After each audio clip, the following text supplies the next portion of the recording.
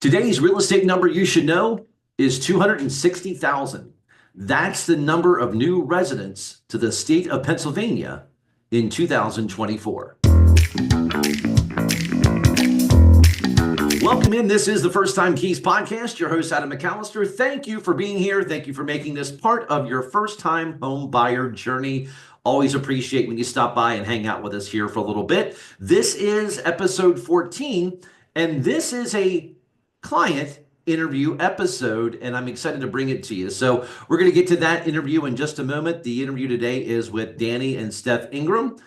They purchased a home last year, their first home, and we're going to get into their story in just a few moments. But first, let's catch you up. It's April, that's right, which means in the McAllister house, this is my birthday month. In fact, this is the birthday month for a lot of us in the family. My wife just had her birthday, March 31st, so happy birthday to Angela. My sister's birthday is actually today, the day we're recording, April 2nd. I'm the 13th. My twins are the 17th. My brother-in-law is towards the end of the month. So this is a big birthday month for us. So it's going to be a lot of fun. Also a lot of events and a lot of things going on. So excited for the month of April. It's also officially spring, which we can tell in the weather, but also in the real estate market. And so there's that old adage with springtime that, oh, now's the time we want to get our home sold, or now's the time we want to buy because it's springtime. And I think it's very true. That is on point. It's definitely one of our busiest times throughout the year. But we just went through, at least here locally, a cycle of about 5.5 weeks where things were relatively quiet. I mean, there were still people out buying and selling, but it was relatively quiet. And if there's a lesson, I think, to know or to really wrap your arms around with, it's the old Warren Buffett strategy of when fear is in the market, that's when you want to be fearless. Don't follow the crowd, basically. So if there is a time when a lot of people are selling, that's the time you want to be buying. And if a lot of people are buying, that's the time you want to be selling, at least when it comes to investing in the stock market and things of that nature. The same holds true in real estate. Wintertime, times when it's cold, before spring kicks into gear, those are really, if you're trying to get out and avoid the crowds and not have to deal with multiple offers or a lot of people competing on a home, those off times of the year are really your peak moments where you should be focusing in on buying your home. So if you're listening to this and you're like, oh, it's actually kind of chilly, or it's a little off year, hey, now's the time to strike because a lot of folks are going to be out in that spring, summertime, and even fall. So just something to keep in mind as we go through here. So before we get to today's interview, here's kind of the topic at hand today. So I'm going to ask you the question: would you consider moving to a new state to buy your first home, or just to buy a home? Would you consider moving to another state? A lot of people do. And in fact, today's guests, that's what they did. They moved from Maryland into PA. And today's real estate number, 260,000, that is the number of people that moved to the Commonwealth, not just a state, but a Commonwealth, because here in Pennsylvania, we fancy like that. And now, granted, that number's a little skewed. You're thinking, okay, Adam, 260,000 people didn't become homeowners in PA from other areas. And no, you're 100% correct. That number is a number of people that moved into the state. That was the net positive number of folks that moved into PA. And there's a lot of great reasons to move here. And for Danny and Steph, they were seizing on that. And we'll get into their story here in just a few moments. So as you're looking at maybe buying your first home, maybe you live in an area where the numbers don't work. Maybe for what you make and for what the home prices are, you're kind of looking at things going, I don't know if we can really afford that. Like, we can afford what we're doing now, but long term, can we afford the cost of living, the cost of housing? Or does it make more sense to go somewhere else where your dollars go further? And so these are things you want to keep in mind as you're in the very beginning stages of home buying. Remember our very first episode, we talked about, are you ready? And knowing your finances. So, and if you're going, yeah, I'm ready to own a home, but I don't know if I'm ready to own a home right here where I live currently because the prices are just way too high. Like, be great if I could afford it, but at the end of the day, I don't want to live on, ramen and 6-month-old hot dogs. Not that you can't make a phenomenal meal with a little sriracha, but not sure you want to do that every day. So find a spot that fits you and fits your budget. And that means maybe looking across state lines or looking in another area. All things are on the table, so you want to have those conversations with everyone involved in the home buying decision when it's your time. So some things to keep in mind as you're moving forward.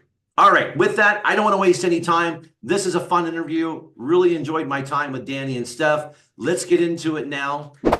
And joining us today on the First Time Keys podcast, two of one of my most favorite people, Danny and Steph Ingram. They bought their home back in October of 24, moved into the thriving metropolis of Delta, and they're joining us today. Danny and Steph, how you guys doing today? Hi, Adam. Thanks for having us. Yeah, I'm feeling good. Very, very cool. So we had the pleasure of spending a lot of time together, a couple different times, and obviously able to wrap things up last October with your first home and your move across PA, which we'll talk about that in a little bit. But let's first start with, how did you two crazy kids meet? How did this love connection come together? Well, actually, it was December 2019. Facebook dating was just coming out, and I decided to give it a try. And then I saw Danny's picture on there with his adorable pit bull Angel, and that instantly I just had a click yes, like I want to meet him. And he was very persistent, did not give up on trying to get me to come out for a date. And then we went on a couple dates, and it was just kind of instant connection, really. Yep, and she doesn't like to say this, but we actually met in a Walmart parking lot, even though her favorite place to shop is Target. It should have been a Target. We actually met in a Walmart parking lot for the first time. They want you to meet. They tell you to meet in public settings, right? Just safety reasons. So your dating life got started like a Facebook marketplace purchase where somebody had like a blender for sale for $5. So it was just a matter of who was going to show up for what item. Exactly. Yeah. Okay. No, that's fair. I always think those the more interesting the story, the more fun it is. Because everybody sort of is like, oh, here's how we're supposed to go about finding each other. And in real life, it just doesn't happen that way. No. So, I mean, my wife and I met when I was DJing, back in the bars and nightclub area, and everybody's like, oh, those relationships will never pan out. And 20 years later, here we are with 5 kids and 4 grandkids. So true love and long-time relationships can start in a Walmart parking lot near you. It was right before COVID happened too, so we found out really quickly if we were going to like each other or not, and everything shut down. So. Oh, 100%. I mean, here's the deal: the COVID and the shutdown was the greatest test for any relationship. Yep. You knew if you could be trapped with one person for 24 hours, 7 days a week for a couple months at a time, and you survive through it, you're in pretty good shape. Because we dealt with a lot of people during that time period once the lockdown ended that were like, okay, find us a new home because we're getting divorced. I can't stand this person anymore. She tried to get rid of me, but I was like, we're in quarantine. I can't leave. That's it. Absolutely. Building IKEA furniture also is another test if you like a person or not.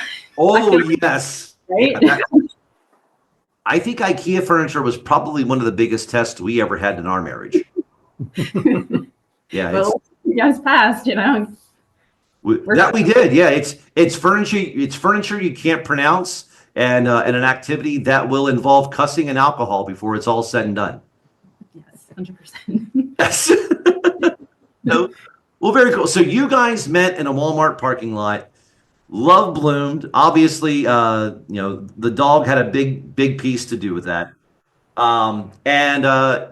Years go by, and at what point was it that you're like, hey, we should go buy a house together? Well, at the time, it was actually 2 years into our relationship. We had just gotten engaged, and we first met you and tried to buy a house in 2021. And that was a time, right during the height of COVID and everything. We actually wound up not being able to purchase a house in 2021 because the government decided, hey, let's file a simple tax return for you for your stimulus check. And we didn't realize that our taxes weren't, well, they were filed, but we had to mail them in. So it had looked like we hadn't filed our tax during that time. So unfortunately, during that time, our funding actually got pulled for the first house we tried to buy. And then kind of threw us through a little spin there. We're like, oh man, this kind of sucks. Yeah. But in reality, it kind of turned out to be a blessing for us. It gave us more time to, prepare, save for the down payments and, the closing costs and everything. And then, 2024, we finally found the house that we actually wanted. So we're in a smaller house. We rented for about a year, and then we finally found this house in 2024 and closed the deal. Yeah, I think the renting really pushed us to want to buy too. We wanted to get out of there pretty quickly. And that's the case for a lot of folks. So what were you guys experiencing rent wise that pushed you over the edge to go, we got to get a house. We're done being renters. Pretty much any time with maintenance, you pretty much had to wait for them to send somebody, be on their schedule with that. A lot of mice actually. So there was a lot of rodents in the area, and just neighbors, a lot of people you really just don't know their backgrounds, but there's a lot of arguing usually, a lot of fighting outside. Just didn't feel very safe in the area. Yeah, the yard was about as tall as I am, about 6 feet. Yep. So we didn't have any yard space. Yard. We were renting a townhome, so it was a little bit more square footage, about 1,200 square feet. So we just wanted a little bit more space for us to stretch out, have the dogs, and then just traffic and everything in Baltimore County and Baltimore City where we were kind of living was just terrible. We wanted that kind of that country feel, country living. I don't mind driving an hour to work as long as I don't have to, sit on 695. There's a lot to be said for that. So that brings up a big question, because not only did you guys buy your first home, you moved across state lines. And for a lot of folks, that's a pretty daunting task. Like they're like, we've got ties, we've got family, we kind of want to stay within our own community, our little pocket here. What drove the conversation as far as, hey, we're going to buy a house, and we're going to buy a house across the line. We're going to buy in PA and move out of Maryland. So we actually had a lot of pushback from our own family members on that. They were like, oh, why are you living so far away? It's so far, it's across state lines. And then we kind of just looked at the price points for what you can get. I mean, look right over the line where we live in Harford County. This same house with the square footage, the same features, you're going to spend $200, $300, $400, whatever amount more for a price point, and you're basically getting the same house. And then some of my own employees, they work, I work down by BWI, and they live in the Parkville area. It takes them the same amount of time to get to work for a shorter different distance just because of the traffic. So I've always liked PA. I have family that lives up in Bloomsburg. Obviously I don't want to live that far because that's really in the boonies. But right across state line, just the price point for houses was a little bit cheaper. You get more house for your buck up here. And this house was built in 2015. So it was essentially brand new, move-in ready for us. There wasn't really much we had to do for it. So you guys decide you're going to buy a house. You're going to come up to PA. Walk me through that process where you guys are like, yep, we're doing this. And let's focus really on the second time. This time that we're able to get the home together. We've got the issues with the IRS, the taxes solved, and now we can just move forward. What was that linchpin that went, okay, 2024, this is our year that we're going to do this thing? Well, I think initially the one thing that kind of drove us is when we initially started renting our townhome, from her previous marriage, her first marriage, she already had a home and we sold that home. So we had a lot of equity that came out of that loan.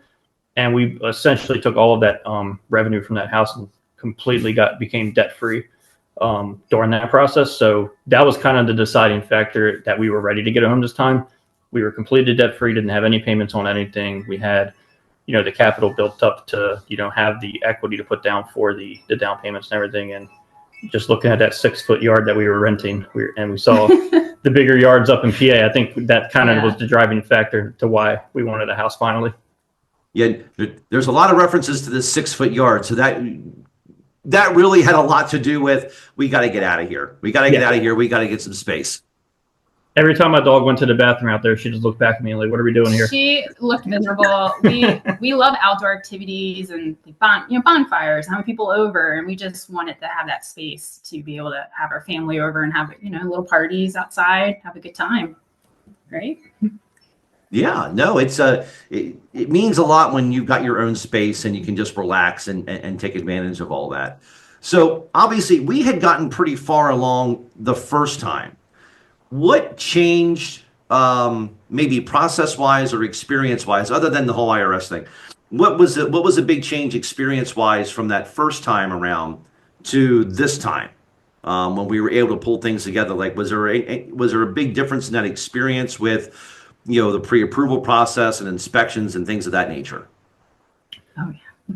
Well, I think one of the biggest things that was the change is, one, we decided before we even started looking at that, me and Steph sat down and talked and said, we weren't going to settle for anything that we weren't 100% happy with. Obviously if there's things in the house like, the kitchen or bathroom need to work, those are things you can fix. So we made it kind of like a checklist of like, can you fix it? Yes, then you can still buy the house. Can you fix it? No. Well, then you're not going to buy the house because you can't fix the problem that is in there. And then during the pre-approval process, we actually, you know this story. We actually had a horror story. We went with we were doing a VA loan for the house, and we went with Veterans United or whatever the company. I don't even remember what the company was called. And you had actually sent over a couple of offer sheets over to him, and he didn't respond at all. And then we went with your guidance about, hey, I have a local lender that is willing to work with you.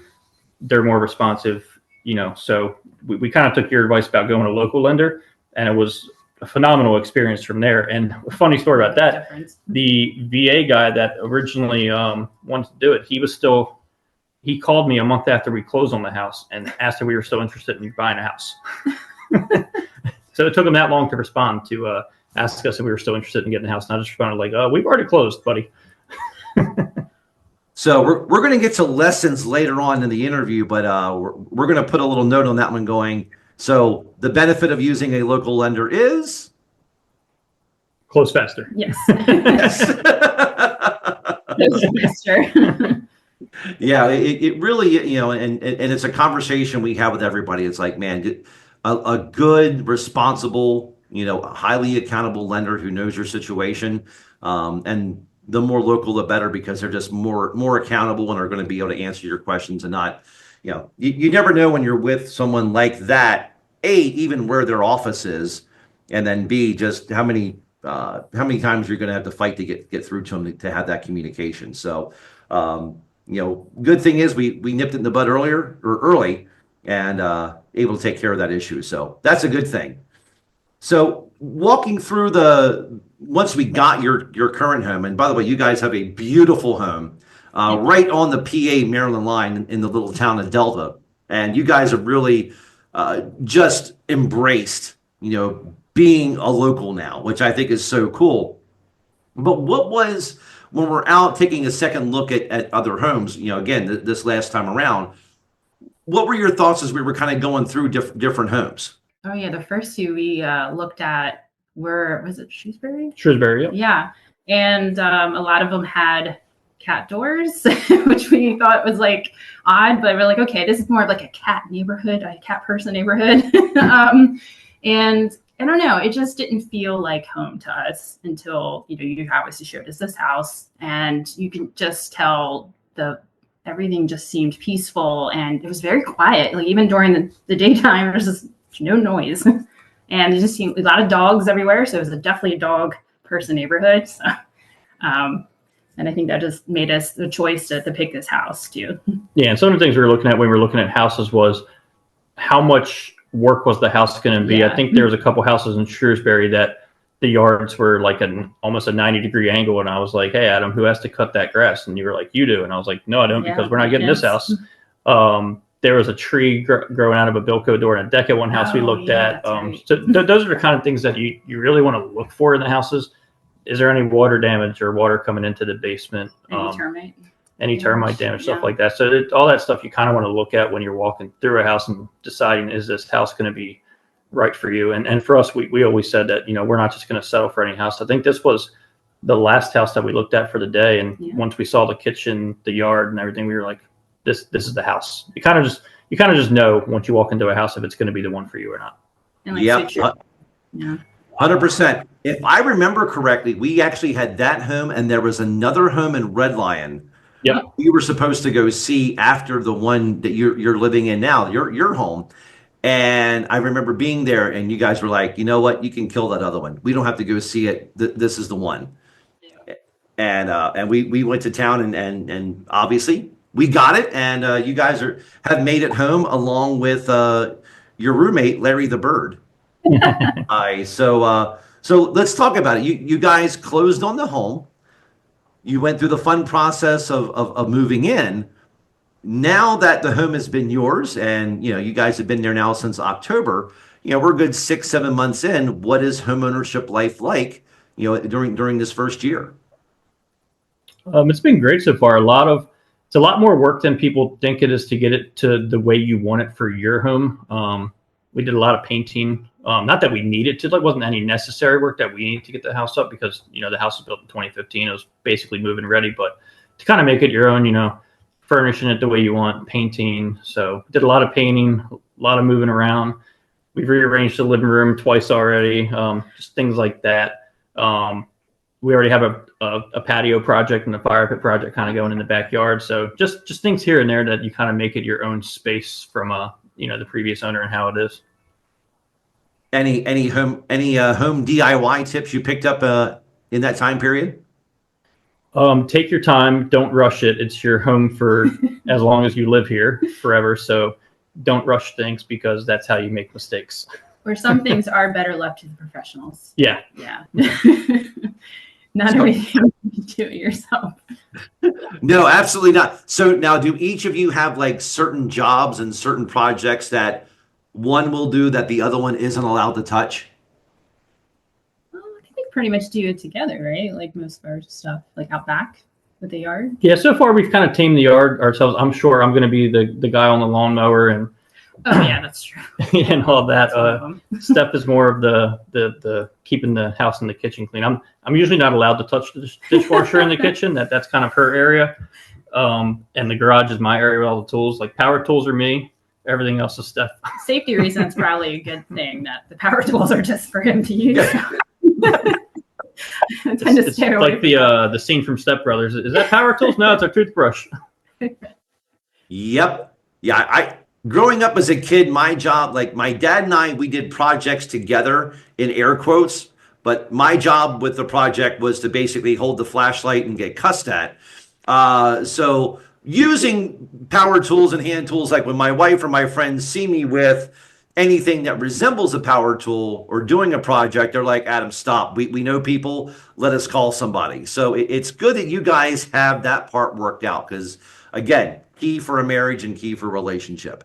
So what would be some advice? So if there are folks that are looking to move into PA, whether they be from Maryland, New Jersey, anywhere in the country, what's some of the lessons that you guys learned moving across the line and into PA, moving across state lines? Honestly, I think the first thing would be when you're actually looking at the houses to really do a thorough walkthrough. Don't be afraid to ask questions. Just look at everything. Because in my first house, there was hidden water damage. The water would just pour in when it would rain, but they didn't include that in any paperwork and had no idea, but it would just flood my basement every time it would rain. And it was horrible. So I would definitely recommend that. That's my first bit of advice. Do you have anything? Yeah, and even for like the area, like just doing a quick Google search about the area, the history. Research. After we even, saw all the houses here, we drove around the neighborhoods, drove around the town. We had lunch at local spots just to kind of get a vibe for the town. So the advice I can give is like, just don't be scared to move across state lines or move to a different area that you don't know or don't have any friends. The first week we were here, we automatically made friends with our next door neighbor. They dropped off cookies to us. We're best friends with them. Oh, We've they're been over their awesome. house. They've been over our house. So, I mean, you're always going to have some of those neighbors in every neighborhood you go to. Doesn't matter where you go. You're going to have bad neighbors. You're going to have good neighbors. You don't know until you're there. No, that's great. Like I said, I love when I've got folks that move here and they just embrace the community and embrace the neighborhood, just like you guys have done. I mean, you've really become regulars at some of the local establishments and any of them that have become your favorite new haunts that you're always at.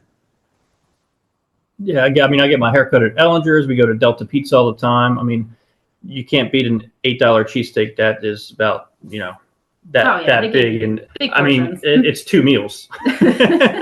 Yeah, we have Slate Farm right down the street. We go down there for happy hour all the time. Good food, good drinks. There's so much to do in the area that, we didn't even know before. We only lived 45 minutes down the street before, and now it's kind of in our backyard, and we're up and down to Lancaster. We go to York County. We go to Dallastown. We go everywhere. We're always up and down the road going places. Now, for everyone who's listening to this, I want you to pay close attention because Danny actually, here's how you know they've become locals. Danny actually pronounced Lancaster the correct way. So for anybody who's listening to this outside of PA and you're like, oh, it's Lancaster. It's like, no, it's Lancaster. What Danny said was the correct pronunciation. Just like if you're south of the line, it's Blair, not Bel Air. So it's... We went to lunch up in Lancaster one time, and I was like, Steph, you have to make sure you say it the right way. They need to know we're locals. Oh, they're really Absolutely. cool. Yeah. Yeah. Really Yes, it's the first tip in blending in here in Pennsylvania is, or in PA is being able to pronounce Lancaster correctly. What are some of the other things that you guys have learned? If you had to pinpoint like 2 things that you learned through the home buying process, what are those things that really stuck out to you? Really with the money being in your bank, like having enough already for like what 6 months at least for down Yeah, payment? just with the property taxes and school taxes and closing and having to pay the escrow up front for the first year and a half, I think is what it is. You probably can answer that better than me, but just making sure you have the funds, and then also even after closing and putting down payments on the houses, to make sure you have enough funds to enjoy your home, because that, even though the first mortgage payment isn't due for about a month and a half, it comes very quickly. So just making sure you're prepared to, you still have the funds that you need to, be able to pay for your mortgage and be in the home. And the second thing is just making sure that when you're looking at a home, to go through everything. There was only one thing with this house that turned out to be a problem. That it wasn't a big problem because it wasn't a test house, but we actually we were gonna tear it down anyway and put in a new planter box outside because we didn't like the way the one looked. And when we tore down the planter box about a month ago, we were like, holy cow, a lot of termite damage on this planter box, which luckily it wasn't no termite damage in the house because they did a termite inspection, but that was a huge thing. Like, holy mackerel, this is a lot of termite damage in this planter box. And there was a lot of dirt in there. Oh my God, that was the worst. That was the fun part, loading up, Yeah. 50 wheelbarrows full of dirt and figuring out how to get rid of that. So that was a fun process. So did all those wheelbarrows of dirt end up at the back end of the yard where it's sort of no man's land behind your house? Kind of back there, we use some of the good dirt to kind of make a base around the tree to make it look nice, where it looks like the tree is kind of growing out of the ground. So we repurposed a lot of that dirt for that, and then we dug up and put paver patios and everything there. Planted a cherry blossom tree in the yard the other day, so fully embracing using all that extra dirt that was in there. Oh, that's awesome. Very cool. So you brought up the home inspection, which is always a real key point of contention for folks, and you're sort of waiting with bated breath. Talk to me about your feelings, your emotions at that time, as the inspector's going through the home. So that was the middle process of kind of going towards closing. That was the most nerve-wracking for me and stuff, because during that time, it's kind of like, not that you didn't communicate to us, but there was a lot of times where it was just kind of radio silence. You're like, oh man, did they find something in my credit? Did they find something in the home inspection? Are we not getting the house? So that was kind of the only nerve-wracking part for us, was man, it's been quiet for a week or two. What's going on? And I think we we've actually called you, messaged you like, "Hey, Adam, what's going on? Are we still good?" And you're like, "Yep, just going through the motions. Try Just not to freak out. ride the wave." Yeah. Unfortunately, I mean, we bought a pretty brand new house, and the inspection was already done from a previous deal that fell through. So it was kind of a smooth process for us. We walked through the house with you the first time. We didn't really notice really anything. And even with the inspectors, they didn't come back with any major findings other than, I think, a satellite dish on top of the house that needed to be removed from HOA mandate. But other than that, I mean, it was a pretty smooth process. Just kind of like the radio silence was it for us. Like, man, did we get the house? Like, we were just so nervous during the whole process. Did we or didn't we? Like, question, yeah. Just trying to keep each other calm during the whole process. Yeah, because you hit a point during the home buying process where, and I always tell folks, and you guys know this, it's very front loaded. Because but from the time you do the pre-approval, you get the home under contract, that first week and a half is like when everything happens. So mortgage company is gathering all their information. I'm in the back end. We're making sure all of our paperwork is done. We're conveying stuff back and forth with the other side. And so you kind of hit that point where it's like, okay, are we through everything? And it's like, as long as we don't have any bad news, all is good. And then obviously once we get over that hump, then it's like, okay, we're golden. It's clear sailing from here. So there is that point, through the home buying process where there's always that, is everything okay? Where you're just waiting for some news of any kind. Somebody who's getting ready to start this, 2025 is the year for their first home. What advice would you give them to start the home buying process? I would say one thing is, if you're ready to buy a home now, don't wait. Because everyone thinks that the market's going to crash and interest rates are going to come down. And that's been the complete opposite in our experience, because when we were looking at homes in 2021, the interest rate was at like 4, 5 maybe. The interest rate was 6% last year, and I think it's already climbing to close to 7% now. So I think interest rates are going to keep going up. So don't believe everything you hear on the internet. and the myths of interest rates going to drop and the market's going to crash.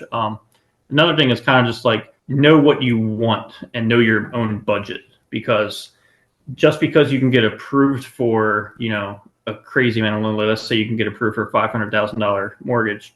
Can you afford that mortgage? That would be probably my biggest advice when going into the home buying experience. Know what you bring in and know what you can afford based off of the rest of your budget. I think another one would be like any big purchases, like once you start the process too, I'm just going to go buy home budget, like new furniture, new stuff, like while you're going through the process of trying to get the home. Yeah, I think Adam always recommends to go buy new furniture right before closing. Yeah. Yeah, I mean, new furniture, go buy a new car or two. Right, exactly. Open up lots of lines of credit. Yeah. On the counter side of that, don't do any of that. No. The great thing when you're buying a house is if you're out shopping and you're going to an apartment store, you're going somewhere, and you're like, hey, would you like to open up a new credit card with our store name on it? You're like, nope, sorry, I'm in the middle of buying a house. I can't. I really do want to, but I can't right now. So yeah, no, you want to, once you start the home buying process, you've got your home under contract, you want to be as boring as you possibly can be. Until you close on the house and then go have at it. Now, there is always a realtor joke of, the person that that buys a house from a different realtor. That's when you tell them, hey, I see you got a house under contract. You should go buy a new car to celebrate before you close.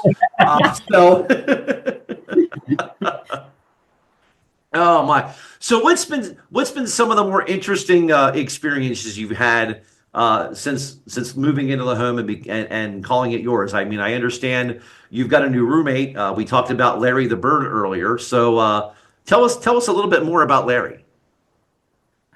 Good old Larry.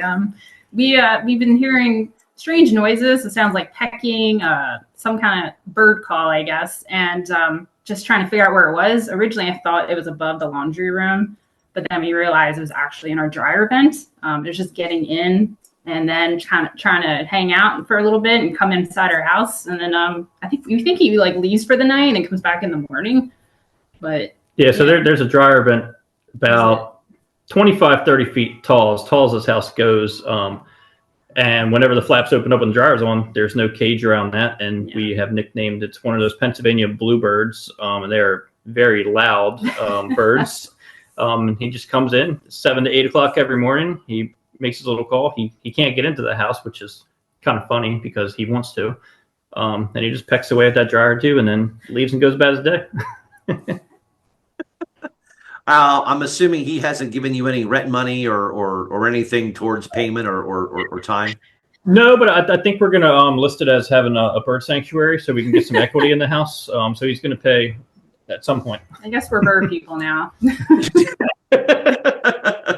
So dog and bird people. Hey, we're everywhere. That's great. So since you guys have made the move across the line into PA, what's friends and family say that that are still down in Maryland? Are they like, so what's it like living across the line in PA? Or are they going, oh, we wish you guys were still here? Like, what's those conversations like?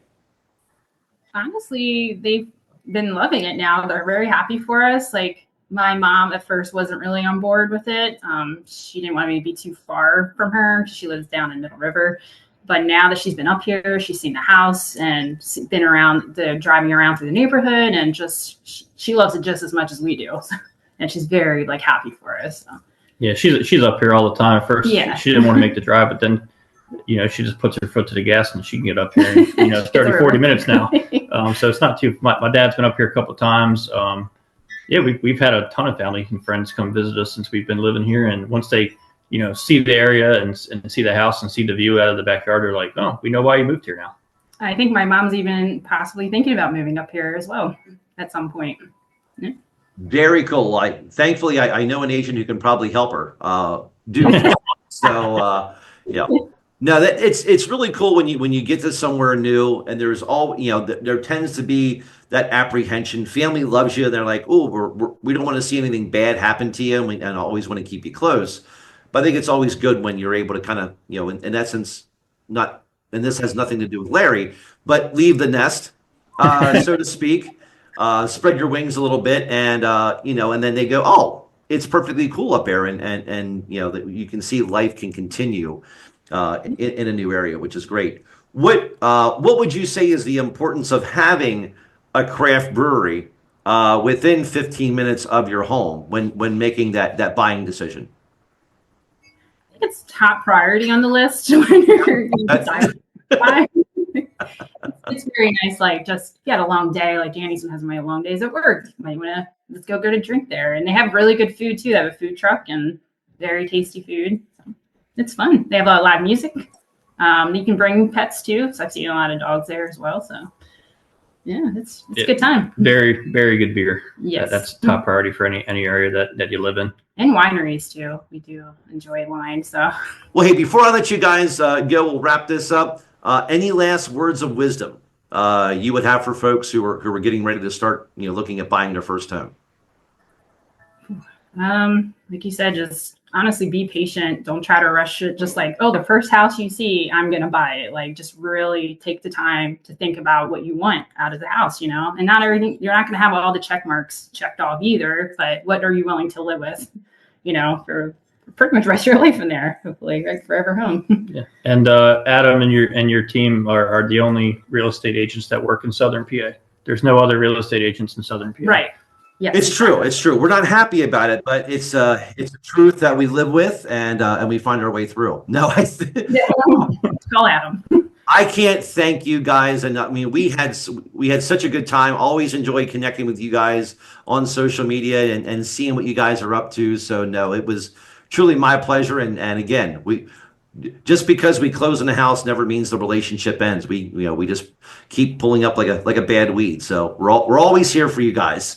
And obviously looking forward to hopefully this spring or summer getting down to Slate Farm together to enjoy a beverage. Oh, absolutely. That sounds good.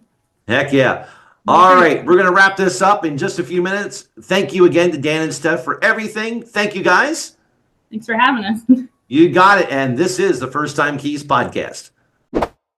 And welcome back. Thank you to Danny and Steph Ingram for joining us on today's podcast. As you can tell from our interview, We truly did have a great time working together and looking forward to helping them out and all their friends and family in the very near future. Again, something to keep in mind as we talked about throughout this episode.